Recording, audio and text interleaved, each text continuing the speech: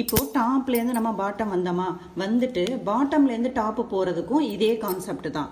நீடிலோட position வந்து எனக்கு பாட்டமில் இருக்குது, டாப்புக்கு போகிறேன். அப்போ ஒரு தடவையும் எனக்கு டிப்பு மேல் பக்கமாக இப்படி இருக்கணும். டிப்போட பொசிஷன் வந்து ஒரு தடவையும் நான் என்ன பண்ணணும், ரொட்டேட் பண்ணி இப்படியே தான் ஆப்போசிட்டில் போயிட்டே இருக்கணும் மேலே.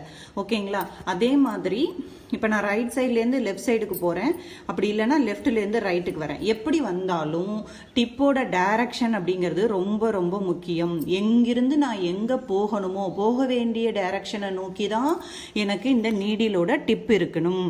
ஆப்போசிட்டில் வச்சு நீங்கள் த்ரெட்டை மேலே தூக்குனீங்கன்னா த்ரெட்டில் பிசிறு வரும், இல்லை த்ரெட்டு கட் ஆயிரும். மெயின் ரீசன் வந்து அதுதான்.